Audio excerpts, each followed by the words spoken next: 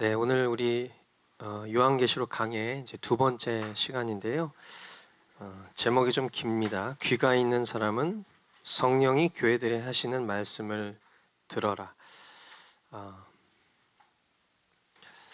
요한계시록 2장은 이제 소아시아의 7교회 가운데에서 특별히 에베소, 서머나, 버가모, 또 두아디라 교회들의 이제 지도자들에게 주신 편지입니다. 물론 수신자가 이 교회의 7별이라고 하는 그 지도자들에게 이 편지가 쓰여진 것이지만 사실상 저와 여러분 모두에게 주님이 주신 편지라고 여기시면 좋을 것 같습니다. 1절부터 3절까지 말씀 같이 한 목소리로 읽어보도록 하겠습니다. 시작. 에베소 교회의 심부름꾼에게 이렇게 써보내라.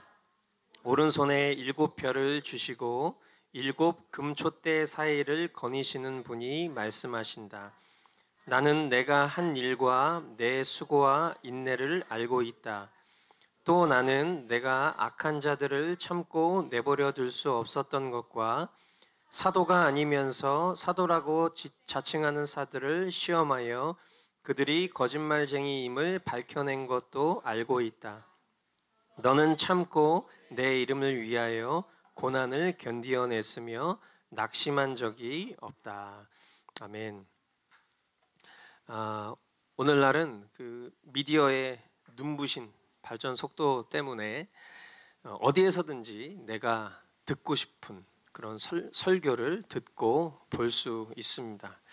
그래서 담임 목사의 설교가 좀 부족해도 다른 명 설교가의 설교를 들음으로써 또 보충을 받을 수 있는 그런 좋은 세상이죠. 하지만 교회의 지도자인 목사는 단순히 설교만 하는 역할은 아닙니다. 성도들을 말씀의 바른 길로 인도하는 목자로서의 그 역할을 감당하는 자리인데요. 그렇기 때문에 목사가 바로 서면 교회가 바로 서게 될 것이고, 또 목사가 넘어지면은 교회도 큰 혼란을 겪게 될 것이죠. 하지만 감사하게도 주님께서는 오른손에 7별을 붙잡고 계시며 이렇게 표현하셨죠. 7 금촛대 사이를 그렇게 붙잡고 다니신다는 거예요. 즉 주님은 교회의 지도자인 목사를 세우실 능력과 또 폐하실 능력을 가지고 계신다. 한마디로 교회의 흥망성쇠는 목회자에 달려있는 것이 아니라 그 목회자를 흥하게도 폐하게도 하실 수 있는 주님이, 그 주님의 손에 교회의 흥망성쇠가 붙들려 있다라는 것입니다.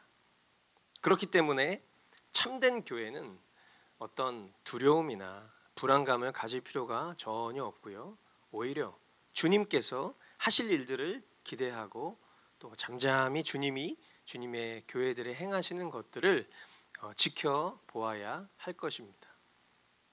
이러한 주님께서 오늘 본문 2절을 통해서 이렇게 말씀하셨습니다. 에베소 교회의 그 지도자가 행한 일과 내 수고와 인내를 알고 있다라고 그렇게 말해요. 이 에베소 교회의 지도자가 행한 그 수고와 인내가 무엇이죠? 주님의 몸된 교회를 여러 가지 모양으로 섬긴 그런 부분들도 있겠지만 특별히 악한 자들을 용납하지 않았고, 또 자칭 사도라고 스스로 자신을 자칭한 그런 이들의 거짓을 드러낸 일에 열심을 내었었다라는 것. 그것이 이제 이 에베소 교회의 지도자가 과거에 아주 수고하고 인내했었던 내용이라는 것을 이야기하는 거죠. 우리가 이런 내용들을 통해서도 다시 한번 좀 생각해 볼 수 있는 것은 교회는 거룩해야 합니다. 아멘이십니까? 예, 그 이유가 뭐냐면, 왜 교회가 거룩해야 되냐면 교회는 주님의 몸이기 때문에 그래요. 예수님의 몸, 우리가 믿고 따르는 주님 대신 그 하나님의 아들 예수 그리스도의 몸이라고 생각했을 때 예수님의 몸은 더러울 수가 없는 것입니다. 그런데 성경은 교회를 가리켜서 교회가 주님의 몸이라고 표현했단 말이에요. 그러니까 교회는 거룩해야 되는 거예요. 교회는 뭡니까? 그 교회는 그 몸을 이루고 있는 우리 한 사람 한 사람이잖아요. 그러니까 교회는 거룩해야 된다는 얘기는 다른 말로 얘기하면 저와 여러분 한 사람 한 사람이 다 거룩해야 된다라는 거예요. 우리 한 사람 한 사람의 거룩이 공동체의 거룩과 연결되었을 때 그 공동체는 거룩한 공동체다라고 일컬음을 받을 수 있게 되는 것입니다. 아멘.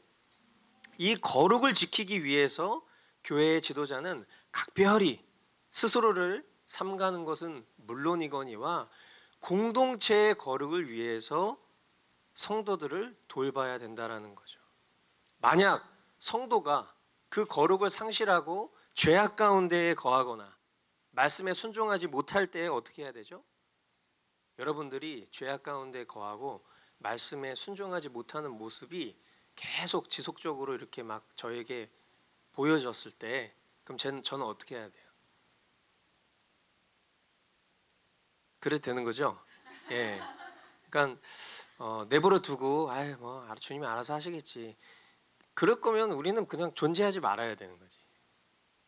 만약에 그런 모습이 우리 가운데 있다면 그러면 때로는 무겁게 책망하고 또 징계할 수도 있어야 할 것입니다. 그것이 다른 이유 때문이 아니라 교회의 거룩을 지킬 수 있다면 말이죠. 하지만 이런 일들은요, 지금 여러분들이 다 모두가 동일하게 그런 상황이 오면 지도자는 권면할 수 있어야 된다, 징계할 수 있어야 된다, 책망할 수 있어야 된다라고 이야기하셨지만 그런 일들이 이제 뭐 자주 있는 일들은 아니지만 저도 겪어보니까 그런 일들을 통해서 지도자가 미움을 받게 되어 있어요. 그러면 어떻게 해야 되죠? 그냥 겸손히 말씀 가운데 거하면서 그 고난을 달게 지고 견뎌내야 되는 거예요. 그러면 어떻게 됩니까? 그게 주님의 교회가 세워지는 과정인 거죠.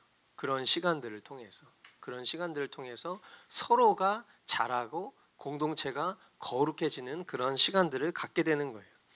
그것을 주님께서는 에베소 교회 지도자의 수고와 인내를 내가 알고 있다 이런 식으로 표현을 해 주신 거죠.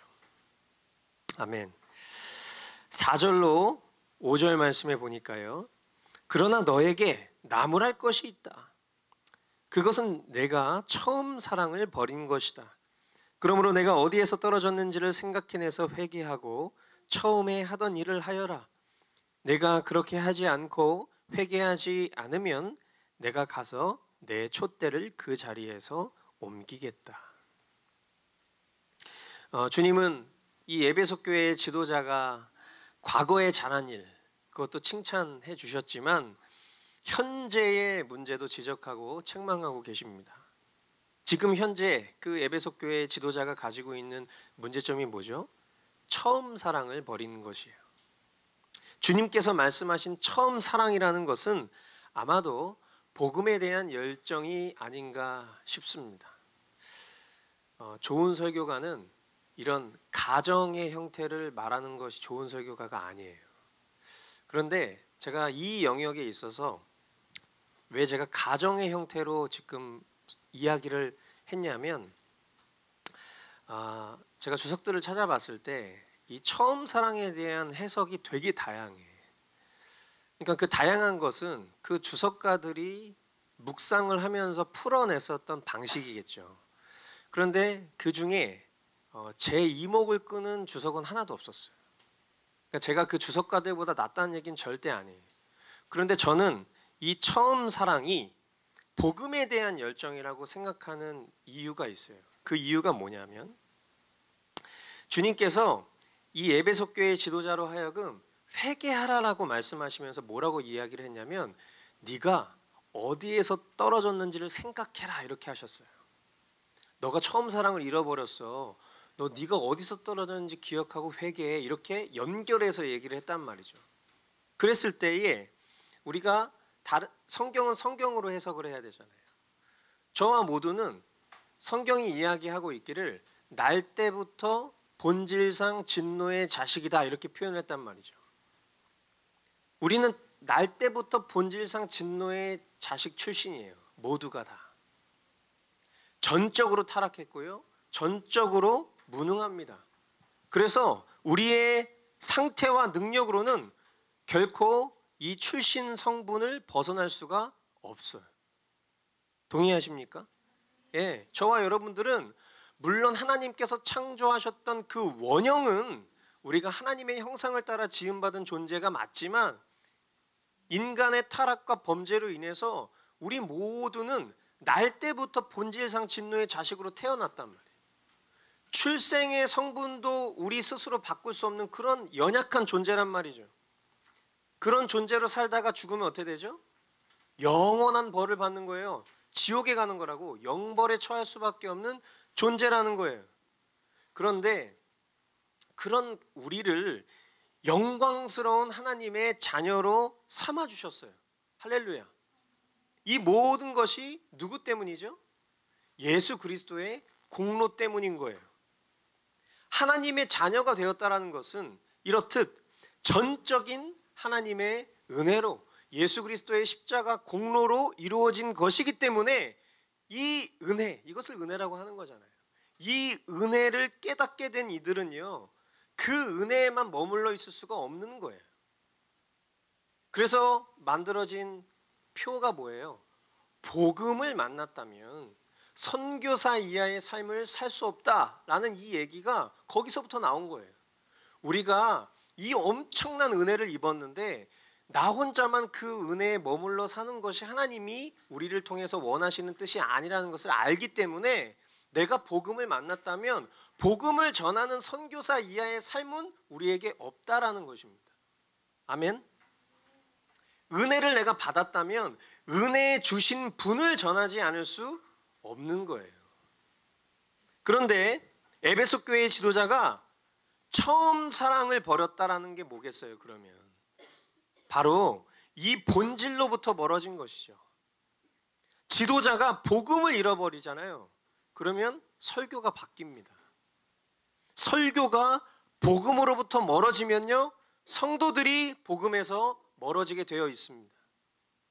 복음에서 멀어진 교회를 주님이 쓰실 수 있을까요?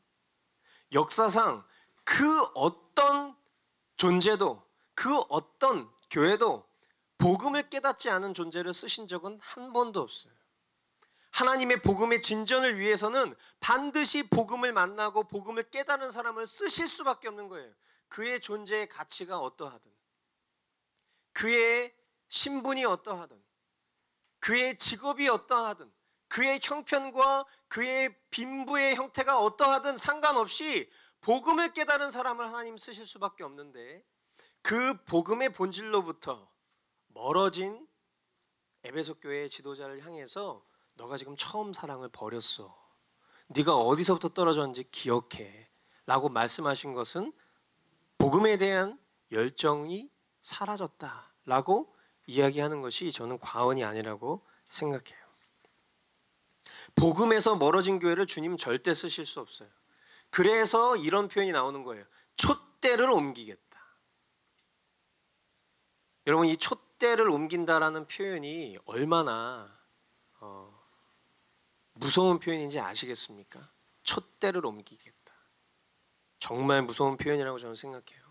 주님의 이 엄중한 선포는요, 저와 여러분의 가슴에 평생 새겨야 할 말씀이 되어야 할 줄 믿습니다. 항상 주님을 향한 처음 사랑은 뭐겠어요? 복음에 대한 열정이죠. 이 복음에 대한 열정이 어제보다 오늘, 또 오늘보다 내일 더욱 우리 심령 가운데 활활 타오를 수 있기를 주님의 이름으로 축원드립니다. 아멘. 자, 6절로 7절. 그런데 내게는 잘하는 일이 있다. 너는 니골라당이 하는 일을 미워한다. 나도 그것을 미워한다. 귀가 있는 사람은 성령이 교회들에 하시는 말씀을 들어라. 이기는 사람에게는 내가 하나님의 낙원에 있는 생명나무의 열매를 주어서 먹게 하겠다. 네, 주님께서는 다시 이 에베소 교회의 지도자가 지금 잘하고 있는 점도 칭찬을 하고 계십니다. 그것은 니골라당이라는 그런 이단 종파가 하는 일을 미워하는 것이라고 이야기를 하고 있어요. 이 니골라당이라는 존재의 행위는 오늘 우리가 다루진 않겠지만 14절 15절 말씀에 보면은 그 니골라당이 하는 일들이 나오는데요. 자, 14절 15절 제가 읽어드리겠습니다. 그러나 나는 내게 몇 가지 나무랄 것이 있다. 너희 가운데는 발람의 가르침을 따르는 자들이 있다. 발람은 발락을 시켜서 이스라엘 자손 앞에 올무를 놓게 하고 우상의 제물을 먹게 하고 음란한 일을 하게 한 자다. 이와 같이 내게도 니골라당의 가르침을 따르는 자들이 있다. 예, 그러니까 이 니골라당이라는 인간들은 이교도들이 아니라 기독교 이단이에요. 그런데 이 기독교 이단인 이 니골라당이 하는 일들이 어떤 거냐면, 사실 이단들은 오늘날 우리가 살아가면서 경험하는 이단들이나 이 1세기 때에 등장했었던 이단들이나 다 이름만 다르지 형태는 비슷합니다. 그 분파들의 형태가 다 비슷하다고.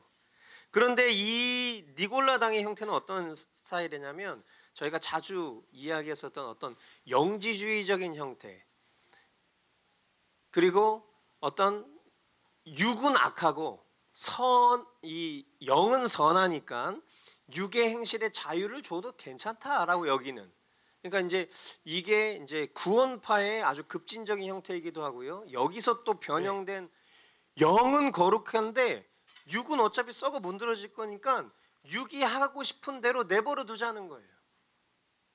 이게 얼마나 무서운 일입니까? 근데 지금 보세요. 이 니골라당의 가르침이라고 이야기를 하고 있는데, 이 니골라당이 요구하는 것들이 우상의 제물을 먹게 하고 음란한 일을 하게 한 자다. 이게 이들의 예배 행위라는 거지.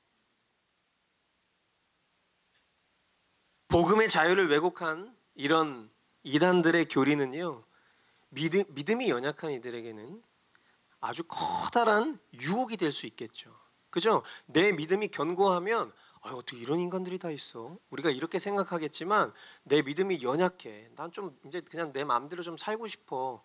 그런데 갑자기 여러분 잘 한번 생각해 보십시오. 우리가 죽으면 천국을 가는데 우리 육신을 입고 가는 게 아니지 않습니까? 어차피 육신은 썩어 문드러질 거고 우리 영혼이 천국을 가는 거 아니겠어요?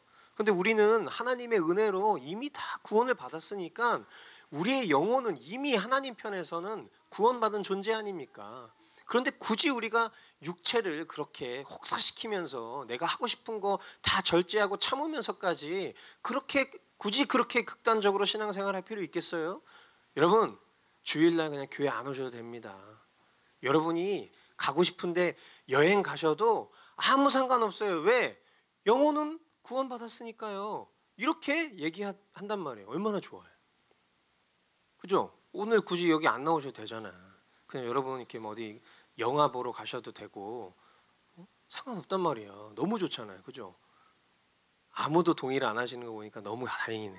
예, 이거를 동의하시면 참 곤란할 뻔했는데, 예, 아주 다 그냥 막 어떻게 저를 그렇게 무섭게 쳐다볼 필요는 없잖아요. 내가 말하는 교리가 아니라 이런 인간들이 있다는 거지. 이런 거짓 교리로부터 이 에베소 교회 지도자가 성도들을 보호하고, 안 됩니다, 여러분. 그거는 가당치도 않은 말이에요. 성경이 얘기하고 있는 것은 절대 그렇지 않습니다. 우리의 몸도 하나님이 기뻐하시는 거룩한 산 제물로 드리라고 하셨습니다, 여러분. 그것은 거짓 교리예요. 그런 철저한 미워함, 그러한 교리를 미워하는 이런 모습들을 통해서 주님께 칭찬을 받고 있는 것입니다. 우리가 꼭 기억해야 될 건 뭐예요? 이 모든 것이 이 에베소 교회의 지도자가 정말 잘했네, 우리는 이렇게 또 생각할 수 있지만 그게 아니죠. 주님의 오른손에 붙들린 교회, 주님의 오른손에 붙들린 지도자였기 때문에 이와 같은 신앙이 보존될 수 있었다라는 것을 우리가 기억해야 하는 것입니다. 아멘.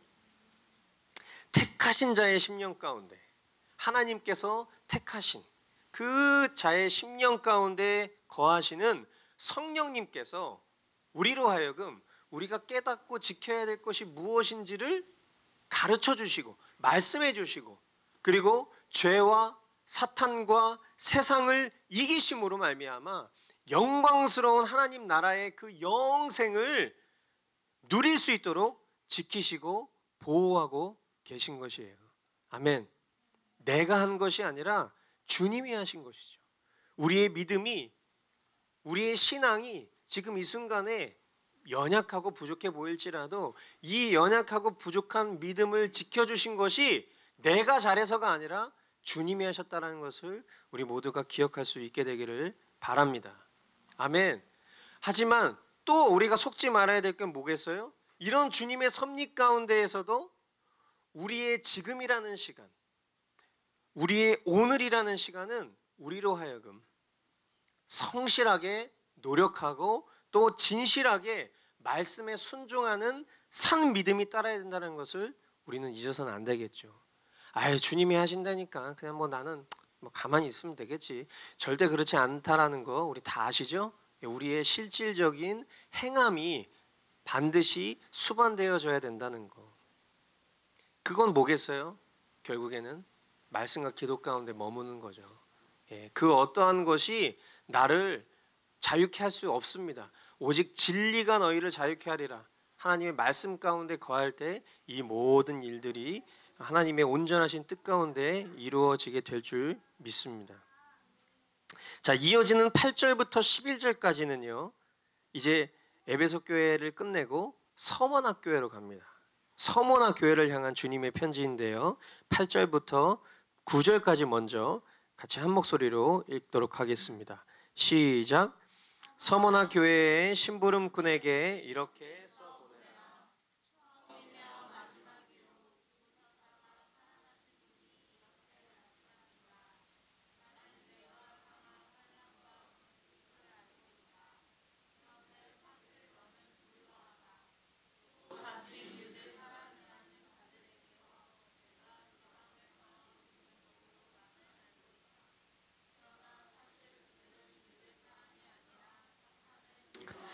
아멘. 주님께서는요, 주님 그 스스로를 가리키셔서 처음이며 마지막이요, 죽으셨다가 살아나신 분, 이렇게 말씀을 하셨습니다. 이것은 무슨 의미일까? 저와 여러분들을 생각했을 때 우리가 주님 때문에 환난을 당하고 궁핍을 당하게 되더라도, 심지어 주님 때문에 죽임을 당하게 될지라도 다시 살리실 수 있는 분이 주님이시라는 것을 믿게 하시려는 거예요. 나는 처음이며 마지막이요, 죽으셨다가 살아나신 분이다.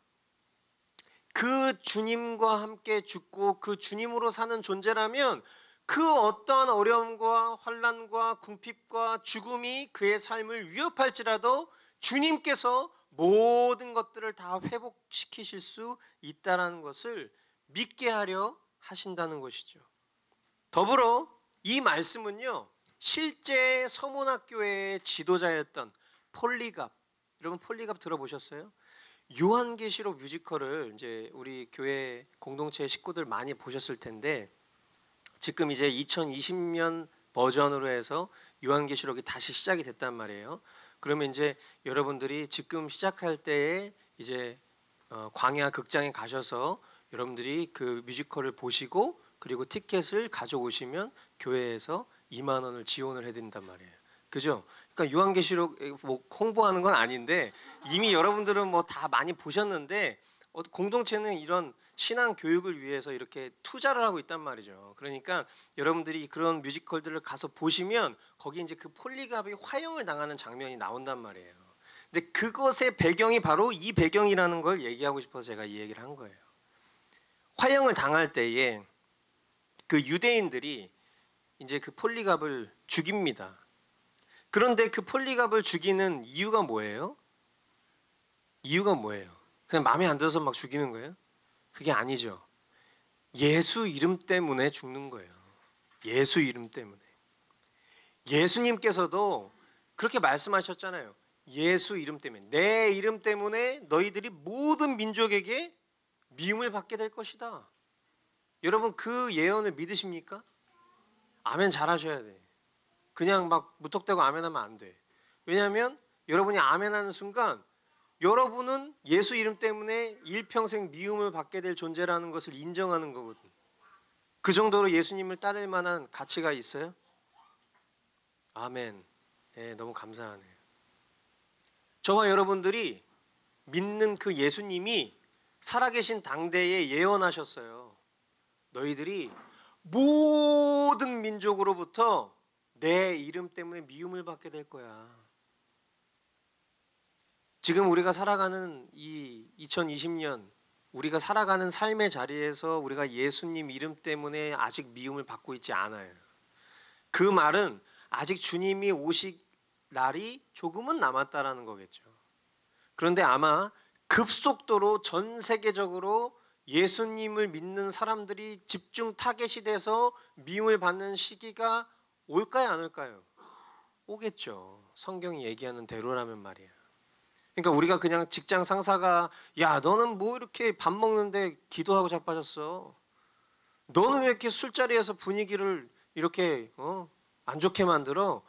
여러분, 그 정도의 핍박을 말하는 게 아니라 주님 다시 오실 때가 가까우면 가까울수록 우리를 미워하는 사람들, 예수님을 미워하는 사람들, 우리가 막 예배 드리고 있는데 갑자기 저기서 와가지고 막 유리창 벽돌로 깨고 갈 수도 있어요.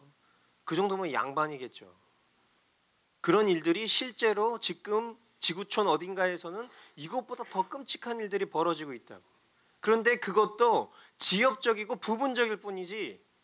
근데 주님이 다시 오실 때가 되면 모든 민족이 예수 이름 때문에 예수님 믿는 사람들을 미워하는 때가 온다라고 얘기를 했단 말이에요. 그런데 그런 일들이 이 서문학 교회에는 실제였어요. 예수 이름 때문에 지도자가 유대인들로부터 화형을 당하고 교회가 공중분해가 되고 사람들이 순교하는 일들이 우후죽순 펼쳐지는 그런 모습들 말이에요. 자칭 유대 사람이라는 표현이 등장하죠. 이 자칭 유대 사람이라는 표현은 스스로를 하나님의 백성이라고 여기지만 실상은 사탄의 무리인, 사탄의 회당인, 하나님 편에서는 오히려 사탄의 무리로밖에는 보여지지 않는 이들을 가리키는 것이에요. 이런 이들에게 환난을 당하고 궁핍을 당하는 것이 서문학교의 실상이겠지만 주님은 그런 서문학교회와 지도자를 향해서 뭐라고 표현하시냐면 부요하다. 그런데 사실 너는 부요하다. 이렇게 표현해요. 지금 당하고 있는 이 일들을 주님이 주님의 편에서 해석하실 때 너 부요해 이렇게 얘기를 하고 계신다. 여러분, 우리가 인생과 영생에 대한 비교를 많이 하죠. 인생. 저와 여러분들은 인생을 사는 사람들이에요? 영생을 사는 사람들이에요? 네, 우리는 영생을 사는 사람들이에요. 근데 인생을 사는 사람들은 어떤 가치를 추구하죠? 인생의 가치는 출세하는 거고 성공하는 거고 돈 많이 버는 거잖아요. 인생의 가치는. 이거를 부정할 필요가 없어요. 왜냐하면 세상으로 조금만 나아가 보시라고. 우리가 살아가는 그 삶의 자리를 가보자고. 그러면 거기서 추구하는 장땡이 뭐냐고. 출세하는 거고 성공하는 거고 돈 버는 거잖아. 그게 능력이고 그게 인격이고 그게 그 사람의 가치인 거예요. 인생은 그렇다고. 결국 눈에 보이는 거에 있는 거예요. 인생은. 하지만 영생을 사는 사람은 어떻습니까? 영생을 사는 사람은 세상에 그 가치가 있지 않아요. 이 말은 세상을 포기하고 그렇게 살지 말라는 얘기가 아니에요. 헷갈리시면 안 돼. 중요한 것은 가치를 어디다 두냐는 거예요. 어디다. 거기다 두지 않고 하나님께 대해서 부유한 자가 되는 거예요. 하나님의 마음을 사는 거예요. 쉽게 말하면. 그 하나님의 마음을 사는 사람, 영원한 생명을 품고 살아가는 사람에게 주어지는 환난과 고난, 핍박, 물론 그거 실제적인 거니까 굉장히 어려울 거예요. 그것을 통과하는 믿음은 우리의 힘과 능력으로는 아마 불가능할 거야. 하나님이 우리에게 특별한 능력을 주시지 않는 이상은 우리는 그 환난과 핍박과 고난을 이겨낼 힘이 없을 거예요. 우리 목에 칼이 들어옵니다. 내 앞에 내 자녀가 볼모가 돼서 이 아이의 생명을 담보로 너의 신앙을 얘기해라. 이런 상황들이 올 수도 있다고. 이게 극단적인 가설이 아니라 실제 벌어지는 일들이니까 얘기를 하는 거라고. 그런 상황에서도 내가 믿음을 지킬 수 있는 건 내 힘과 노력으로 안 될 거야 아마. 저도 모르겠어요. 겪어본 적이 없으니까. 그런데 저는 늘 그렇게 생각하고 살아요. 무슨 생각을 갖고 사냐면 지금으로서는 나는 못할 것 같아. 근데 그때가 되면 할 수 있을 거라고 생각해요. 막연한 자신감이 아니라 그때가 되면 내 안에 계신 성령님이 내 심령 가운데 초월적인 믿음을 주실 거라고 믿어요. 더 나아가서 그 믿음을 고백하기까지의 순간이 너무나 거세고 핍박이 강하기 때문에 주님을 바라보지 않고서는 단 한순간도 살아갈 수 없는 존재일 테이니 그런 사람이라면 성령으로 충만할 거예요. 그래서 그 어떤 상황에서도 일시적인 두려움에 내 믿음을 팔지 않고 영원한 생명의 가치를 두기 마련일 테니까 저는 그때 분명히 그렇게 이겨낼 수 있을 거라고 확신해요. 영생을 사는 사람은 이런 사람이에요. 그 영생을 사는 사람 앞에는 놓여진 그 일시적인 환난이나 고난이나 핍박, 심지어 죽음조차 막을 수 없게 될 것입니다. 아멘. 저와 여러분들의 믿음 수준이 그와 같이 될 것을 확신하시기 바랍니다. 아멘. 주님이 그렇게 우리를 인도해 주실 것을 확신하실 수 있게 되길 바라요. 주님은 이 정도 수준에 머물지 않으세요. 더 강권하십니다. 10절로 11절 네가 장차 받을 고난을 두려워하지 말아라. 보아라, 악마가 너희를 시험하여 넘어뜨리려고 너희 가운데서 몇 사람을 감옥에다 집어넣으려고 한다. 너희는 열흘 동안 환난을 당할 것이다.